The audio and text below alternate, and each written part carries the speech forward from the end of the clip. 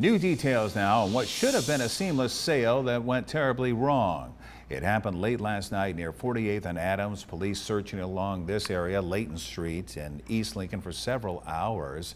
The victim, a car dealer, tells Lincoln police they were trying to sell a car after hours. They met with two men who ended up robbing the victim. We're told the NSP helicopter was out along with some canine units. At this time, no one is in custody. If you have any information, be sure to call Lincoln Police right away. Well, Channel 8's Courtney Scornia caught up with some online sellers today. And Courtney, how do they feel after this sale took a left turn?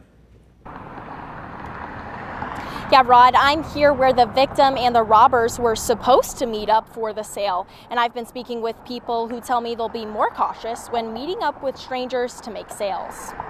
Lincoln Police were dispatched to the area of 48th and Adams on the report of a robbery. The victim reported this occurred during a pre-arranged meeting for the sale of a vehicle.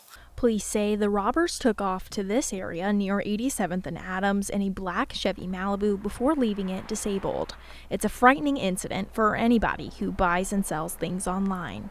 I spoke with a Lincoln woman who tells me she's been in multiple scary situations while trying to sell clothes through social media. I had one person who I thought was going to be just like a teenager my age, and they ended up being 47. And so it was kind of like, oh, never mind, like this sale is no longer happening. And that wasn't the only time a supposed buyer wasn't who they claimed to be. Logan says another time she and her friend went to make a sale, but then driving away after noticing something was off. Me and my friend both saw that it was like, oh, this is not who we thought it was, so kind of a let's get out of here moment. After I told her about the robbery, she's not sure if selling things online is worth sacrificing her safety. It really makes me not want to sell things anymore, because it's like if I'm going to have to worry about my safety every time I go to hand things off with somebody, it's kind of is it a bigger hassle than it's really worth kind of thing. One other man who didn't want to be on camera tells me when he sold items online, fake profiles used to ask him to meet up.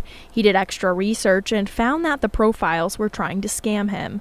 Citizen journalist Christopher posting this video on our Now Local news app saying he only meets strangers in public after an odd experience. I had somebody come to the home and the process left me a little bit uneasy. I personally try to always now meet in a public area just to minimize and mitigate any risk involved.